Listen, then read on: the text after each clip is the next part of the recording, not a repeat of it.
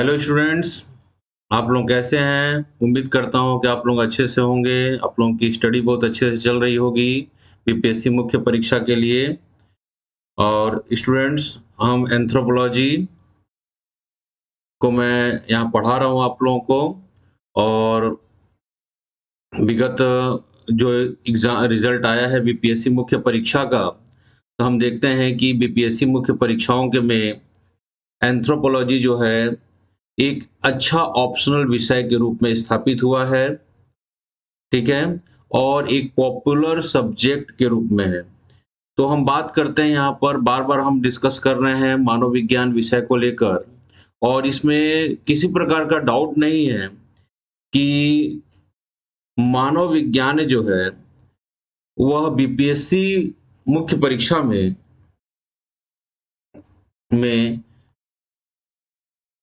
एक महत्वपूर्ण optional subject के रूप में अपने आप को स्थापित किया है। तो यह जो एक महत्वपूर्ण ऑप्शनल सब्जेक्ट के रूप में यह स्थापित हुआ है, इसके पीछे क्या कारण है? ठीक है? तो कोई भी ऑप्शनल विषय से स्टूडेंट आप लोग जो लेते हो, उसमें क्या होता है, सिलेक्शन रेट बहुत अच्छा है, कम समय में आपको बहुत अच्छी उसमें तैयारी हो जाती है, उस पर आपका पकड़ स्थापित हो जाता है और जिससे आपका आंसर राइटिंग करने में आसानी होती है। तो ये बहुत सारे कारण होते हैं, जिसके वो मानव विज्ञान या एंथ्रोपोलॉजी को जो है, वो बीपीएससी मुख्य परीक्षाओं के लिए एक पॉपुलर सब्जेक्ट के रूप में स्थापित हुआ है, ठीक है? तो हम इसी पर हमारा मेन कंसंट्रेशन जो है मानव विज्ञान को लेकर है, ठीक है? तो बीपीएससी की परीक्षाओं पर का जो अभी रिजल्ट आया है, उसके आधार पर मैंने एक एनालिसिस किया है। तो देखिएगा, एंथ्रोपोलॉजी जो है, उसकी अच्छी स्थिति जो है मुख्य परीक्षा में है। जिसके कारण क्या है? तो पहला कारण है स्कोरिंग। सबसे महत्वपूर्ण कारण क्या होता है? स्कोरिंग होता है। मतलब इस सब्जेक्ट को लेकर जो परीक्षार्थी जो मुख्य परीक्षा दिए हैं, लगभग मोस्टली स्टूडेंट का जो स्कोर है वह 50% से ज़्यादा है, ठीक है? मतलब मोस्टली स्टूडेंट उन्होंने जो 2-3 महीने की भी तैयारी किए हैं, उनका अच्छा कंटेंट्स है, तो वो लगभग कम समय में 50% से ज़्यादा मार्क्स जो हैं, वो एंथ्रोपोलॉजी में लेकर आए हैं। क्लियर है? तो क्या है, यह एक स्कोरिंग सब्जेक्ट के रूप में क्या है, यह स्थापित है, ठीक है? दूसरा जो है चीज़ें हैं इसमें, सभी स्ट्रीम के लोग मतलब वह स्टूडेंट जो आर्ट्स बैकग्राउंड का है या साइंस बैकग्राउंड का है या इंजीनियर है या वह मेडिकल फील्ड से जुड़ा हुआ, मेडिकल फील्ड से चाहे वो डेंटल का हो, चाहे दूसरे मेडिकल फील्ड का हो, सभी स्टूडेंट्स के लिए क्या है, ये एंथ्रोपोलॉजी क्या है, यह बोधगम्य है। क्या है, यह बोधगम्य है, आसानी से एंथ्रोपोलॉजी समझ जाते हैं।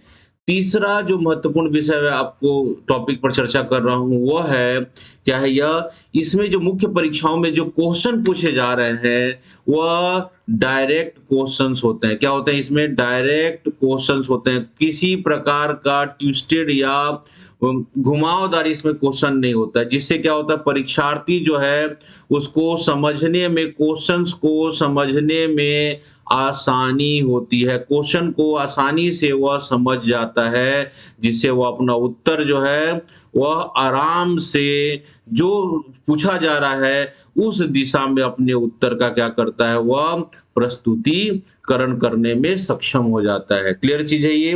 तो याद क्या 3 चीज़ें महत्वपूर्ण बता रहा हूँ, क्या है? पहला, एंथ्रोपोलॉजी क्या है, यह स्कोरिंग विषय के रूप में है। किसी प्रकार का यहाँ पर ट्विस्टेड क्वेश्चंस नहीं किया जाता है। सभी स्ट्रीम्स के स्टूडेंट हो, चाहे वो आर्ट्स बैकग्राउंड का हो, चाहे वह साइंस का हो, चाहे वो इंजीनियर हो, चाहे वह मेडिकल फील्ड का हो, सभी को यह सब्जेक्ट जो है आसानी से क्या है, बोधगम्य है। क्लियर चीज़ है ये? और चौथा जो मैं महत्वपूर्ण आप लोगों से बात कर रहा हूँ, तो वो एंथ्रोपोलॉजी को हम देखते हैं, तो एंथ्रोपोलॉजी क्यों इंटरेस्टिंग है, ठीक है? तो इस पर हम चर्चा कर रहे हैं। तो एंथ्रोपोलॉजी के हम जो पक्ष देख रहे हैं स्टूडेंट, तो पहला जो पक्ष बात करते हैं जिसको हम कल्चरल एंथ्रोपोलॉजी कहते हैं या इसको हम सोशल एंथ्रोपोलॉजी कहते हैं। दूसरा पार्ट होता है फिजिकल पक्ष होता है या शारीरिक पक्ष हिंदी में बोलते हैं। तीसरा जो है आर्कियोलॉजिकल पक्ष होता है, ठीक है। चौथा जो है लिंग्विस्टिक्स जो इसका पक्ष है। क्लियर चीजें। और एक पांचवा जो पोर्शन हम बोलते हैं अप्लाइड एंथ्रोपोलॉजी हम बात करते हैं जो आज के संदर्भ में है। क्लियर चीजें। तो देख हम बात करते हैं चाहे कल्चरल हम बात करें, चाहे फिजिकल की बात करें, चाहे आर्कियल की बात करें, चाहे लिंग्विस्टिक्स एंथ्रोपोलॉजी की बात करें, चाहे अप्लाइड एंथ्रोपोलॉजी की बात करें, इसके मुख्य में कौन है? ह्यूमन है, मतलब हम हैं, आप हैं, तो मनुष्य का मनुष्य है।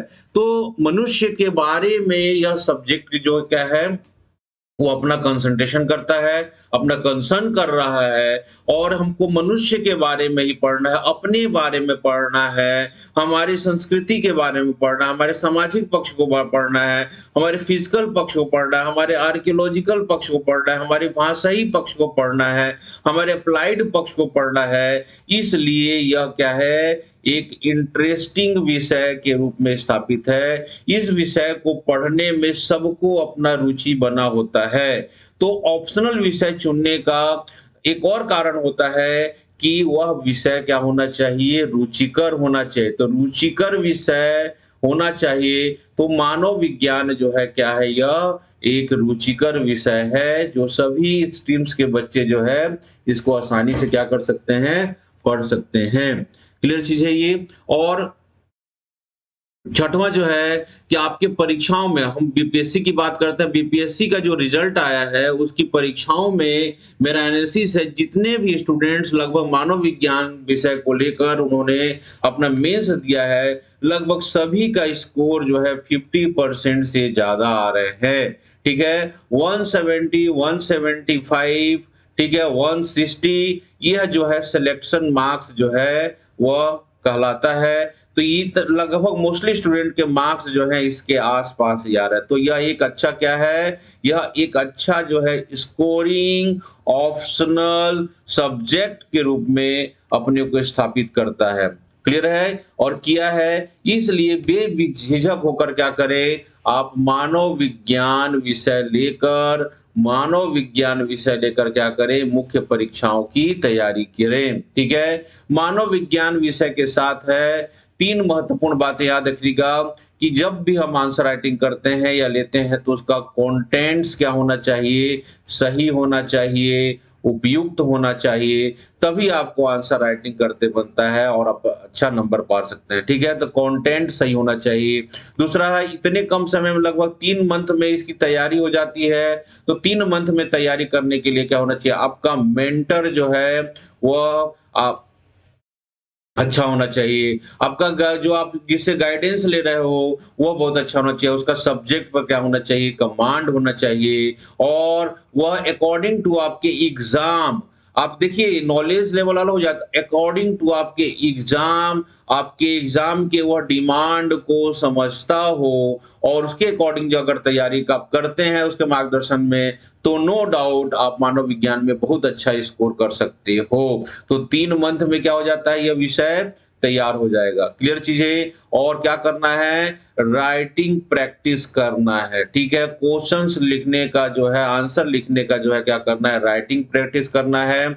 और जो भी आप राइटिंग प्रैक्टिस कर रहे हैं उसको एक्सपर्ट के साथ क्या करना है? उसका एग्जामिन करवाना है। बिना एग्जामिन किए जो है आप किस दिशा में जा रहे हैं वह पता नहीं चलता है। ठीक है, तो ये एक बेस्ट प्लेटफॉर्म है। मैं आप लोगों को बीपीएससी परीक्षाओं के लिए जो है मानव विज्ञान विषय जो है इस प्लेटफॉर्म से पढ़ा रहा हूं।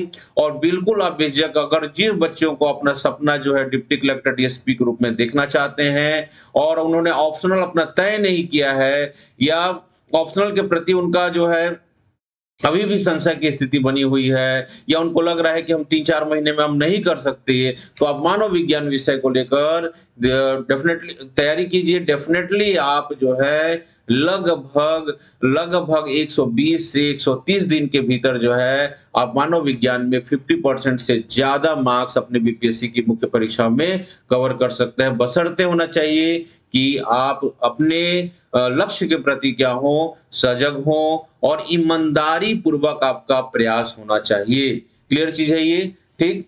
तो जैसे मान लीजिए क्वेश्चंस आपकी बीपीएससी परीक्षा में हम मानव विज्ञान का एक क्वेश्चंस उठाते हैं और देखते हैं कि उस क्वेश्चन में अगर आपके सब्जेक्ट से रिलेटेड अगर आता है तो आप क्या-क्या उसमें पुट करेंगे। जैसे जो स्टूडेंट मानव विज्ञान विषय लेकर पढ़ रहे हैं, उन लोगों के लिए भी है। देखिए जैसे क्वेश्चन आ जाता है बीपीएससी की हम मुख्य परीक्षा की हम बात कर रहे हैं। तो मान लीजिए क्वेश्चन आया कि भारत में जो है मध्य पाषाण काल के बारे में बताइए या मध्य पाषाण काल के से आप क्या समझते हैं या भारत में मध्य पाषाण काल के विषय में बताइए, उसका कल्चरल इम्पोर्टेंस बताइए। तो ऐसे आपका अगर क्वेश्चन होता है, तो सबसे पहले स्टूडेंट्स आप क्या करेंगे, आपके क्वेश्चन का क्या पैटर्न होगा, भारत में मध्य पाषाण काल की बात कर रहा है, तो होगा भारत में पहले तो होगा मध्य पाषाण काल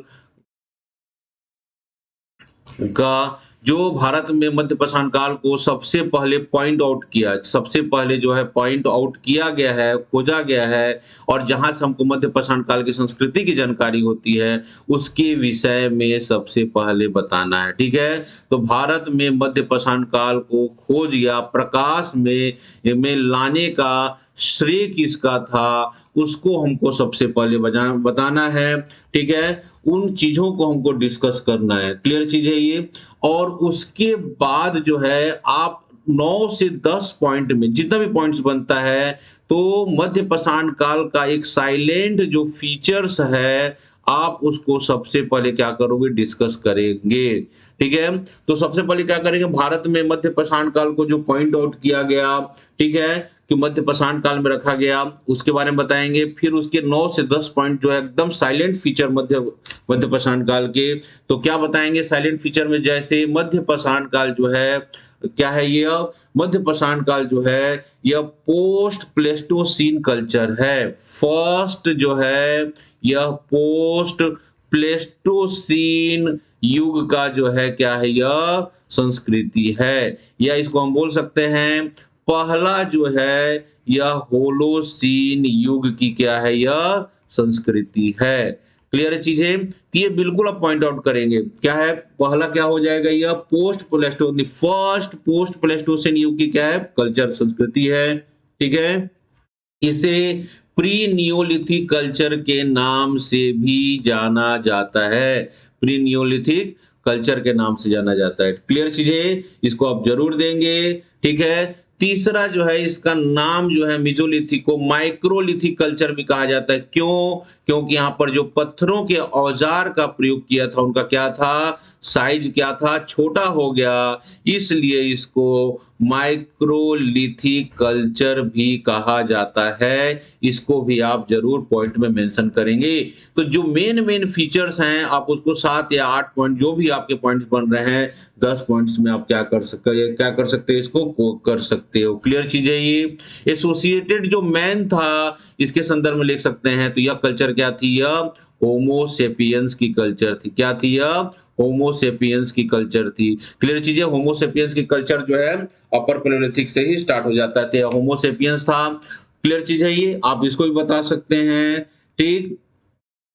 और क्या बता सकते हैं साइलेंट फीचर में, डोमेस्टिकेशन मतलब पशुपालन जो है इस काल में प्रारंभ हुआ था। कितने कौन-कौन से प्रकार के टूल्स थे, इसको आप बता सकते हैं, ठीक है? भारत में इसके एविडेंस कहाँ-कहाँ से हमको मिल रहा है, भारत में इसके प्रमाण हमको कहाँ-कहाँ से मिल रहे हैं, उसको भी आप क्या कर सकते हो, इसके माध्यम से बता सकते हैं। क्लियर है? तो एविडेंस प्रमाण भी बता सकते हो, तो भारत के सभी पार्ट में लगभग यह मिला है, ठीक है? कुछ क्षेत्रों को छोड़कर, तो इसमें पश्चिमी क्षेत्र भी कर सकते हैं, भारत के पश्चिमी क्षेत्र में जिसमें राजस्थान आता है, मध्य क्षेत्र गुजरात पश्चिमी क्षेत्र में कर सकते हैं, मध्य क्षेत्र में मध्य प्रदेश को ले सकते हो, ठीक है? दक्षिणी क्षेत्र में देख सकते हैं, जैसे तमिलनाडु है, ठीक है? जिसका महत्वपूर्ण साइट जो है टेरी करके एक साइट्स है, वो महत्वपूर्ण साइट है। मध्य प्रदेश में भीमबेटका, आदमगढ़ महत्वपूर्ण साइट है। पश्चिमी क्षेत्र में जो है बागौर जो है और लंगनाज जो है, वो महत्वपूर्ण साइट है। तो आप ऐसे एग्जाम्पल आप इसमें दे सकते हैं। क्लियर चीज है ये, ठीक है? इसका इसका क्रोनोलॉजिकल ऑर्डर दे सकते हैं, इसका क्या कर सकते हैं, एजिंग बता सकते हैं, या इसकी संस्कृति का जो टाइम था, टाइम पीरियड था, वह कौन-सा काल में था। तो भारत के संदर्भ में इसको आप दे सकते हैं लगभग, क्या दे सकते हैं, लगभग आप दे सकते हैं लगभग 4000 से लेकर 10,000 ईसा पूर्व तक का जो समय है, वह क्या था? मेसोलिथिक क्लाइमेट का था, मेसोलिथिक कल्चर का था। आप ऐसा एग्ज़ाम्पल यहाँ पर दे सकते हैं। तो एक साइलेंट फीचर्स को आप दे सकते हैं, ठीक है? साइलेंट फीचर देने के बाद से आप क्या करोगे, फिर देखेंगे इसकी कल्चरल एविडेंस देखेंगे। आप कल्चरल एविडेंस आप देख सकते हैं। इसका कल्चरल एविडेंस आप लिख सकते हो। साइलेंट फीचर देने के बाद यहाँ पर अलग से पॉइंट देकर आप कल्चरल एविडेंस, तो कल्चरल एविडेंस में आप लिख सकते हो, ठीक है? कल्चरल एविडेंस में स्पिरिचुअल एविडेंस लिख सकते हो, को उसका कैसा लाइफ था, कैसा आहार था, इसका स्पिरिचुअल कैसा था, ठीक है? इसकी फिशिंग करता था कि हंटिंग करता था कि फूड गैदरिंग करता था, क्या उसके संदर्भ में बता सकते हो आप, ठीक है? डोमेस्टिकेशन करता तो उसके अंदर इसका कल्चरल एविडेंस दे सकते हो, ठीक है? क्लियर है? टूल्स और टेक्नोलॉजी को लिख सकते हो, औजार बनाने के लिए कौन-कौन सा टूल्स एंड टेक्नोलॉजी का यह प्रयोग करता था, उसको आप लोगों को देना होगा, ठीक है? इसके आधार पर उसने क्लियर से टूल्स और टेक्नोलॉजी को देख रहे हैं, ठीक? वो देख सकते हैं आप। और भारत के संदर्भ में जो है महत्वपूर्ण जो साइट्स हैं, महत्वपूर्ण जो इम्पोर्टेंट साइट्स हैं, उनको आप देख सकते हो, ठीक है? महत्वपूर्ण साइट्स के विषय में जो है 2-4 लाइन आप बता सकते हैं। महत्वपूर्ण साइट्स में आप लंगनाज को दे सकते हो, टेरी साइट्स को दे सकते हो, बागौर को दे सकते हो, भीमबेटका को दे सकते हो। क्लियर चीज़ है ये? तो ये थोड़ा-सा आपको यहाँ पर अगर फुल लेंथ क्वेश्चन होता है, तो यहाँ पर आपको डिटेल में आना पड़ेगा, ठीक है? टूल्स और टेक्नोलॉजी के लिए क्या-क्या रॉ मटेरियल या पत्थरों के औजार बनाने के लिए कौन-कौन से रॉ मटेरियल का यूज़ करते थे, उनको आपको यहाँ पर देना होगा, ठीक है? क्लियर चीज़ है ये? और उसके बाद से आप डायग्राम भी दोगे, जो डायग्राम बहुत ज़रूरी है। मैं आपको बार-बार बोलता हूँ कि एंथ्रोपोलॉजी में जो है डायग्राम आपको देना ज़रूरी है, ठीक है? वो पेंटिंग करते थे, तो किस प्रकार की पेंटिंग करते थे? क्लियर चीज़ है ये? मतलब किस प्रकार के टूल्स, माइक्रोलिथिक टूल्स किस प्रकार का था? किस प्रकार के टूल्स को क्या करना है आपको? इसको ड्रॉ भी करना है, इसको माइक्रोलिथिक मतलब मतलब ये त्रिभुजाकार ट्रायंगल बोलते हैं, ये चतुर्भुजाकार, हाफ न्यूनर, राउंड, ठीक है? इस प्रकार की छोटे-छोटे स्क्रैपर्स का प्रयोग करते थे। इस प्रकार के माइक्रोलिथिक टूल्स को क्या करना है आपको? करना है, ठीक है? तो इस प्रकार के आप एग्ज़ाम्पल पुट करते हो, ठीक है? इस समय जो है धनुष और बाण का भी प्रयोग होने लगा था, भाले का भी प्रयोग होने लगा था। तो यह सब आप एग्ज़ाम में देते हो, तो आपके एग्ज़ाम क्वेश्चन जो है, एक आपका एक महत्वपूर्ण पार्ट बनता है। तो इस सीक्वेंस में आप क्या दोगे? अपने आंसर राइटिंग करोगे। क्लियर है? तो आपको बार-बार बोल रहा हूँ कि एंथ्रोपोलॉजी विषय बहुत इंटरेस्टिंग विषय है, इसमें किसी प्रकार की कंटेंट्स की कमी नहीं है। अतः सभी स्टूडेंट से आप जो मुख्य परीक्षा में ऑप्शनल विषय को लेकर अभी भी संशय है, तो ज़रूर एक बार मानव विज्ञान विषय को देखिएगा, और पूरा डिटेल स्टडी हम करेंगे, और जल्द से जल्द आप एडमिशन लीजिए, अपनी कक्षाओं को प्रारंभ कीजिए। रिकॉर्डेड क्लास, लाइव क्लासेस, ठीक है? टेलीग्राम चैनल के माध्यम से आप लोगों से हमेशा मैं जुड़ा रहूँगा, व्हाट्सएप के माध्यम से जुड़ा रहूँगा। तो आप लोग एक बहुत अच्छे से 3 महीने के अंदर आप तैयारी कर सकते हैं। तो बिल्कुल आप लोग तैयारी कीजिए। ये मेरा टेलीग्राम लिंक है, उसके माध्यम से भी आप मुझे जुड़ सकते हैं, ठीक है? और मेरा व्हाट्सएप नंबर आप लोगों को सबको मालूम है, 9893669926 और 159585, इसके माध्यम से भी आप क्या कर सकते हो, आप बिल्कुल अपने सवालों को, अपने क्यूरीज को आप फुलफिल कर सकते हो। तो स्टूडेंट्स, आप लोग बिल्कुल बेझिझक मानव विज्ञान विषय को लेकर अपनी तैयारी को स्टार्ट कीजिए, और जल्द से जल्द अपनी क्लासेस को प्रारंभ कर दीजिए। और बहुत सारी इंटरेस्टिंग क्लासेस, इंटरेस्टिंग टॉपिक जो है आप लोगों के लिए मैंने तैयार किया है, और आप डेफिनेटली 3 महीने में अपने पूरे कोर्स को क्या कर सकते हो, आप कंप्लीट तैयारी कर सकते हो, ठीक है? तो बिल्कुल बीपीएससी परीक्षाओं के लिए आप बिल्कुल निश्चिंत रहिए, और मानव विज्ञान जो है एक बेहतरीन ऑप्शनल विषय के रूप में बिहार में स्थापित है। तो बेझिझक आप मानव विज्ञान लीजिए और मेरे साथ अपनी तैयारी को स्टार्ट कीजिए, और जो अपने अपने ड्रीम देखा अपने करियर के प्रति, उसको पूरा कीजिए, ठीक है? धन्यवाद।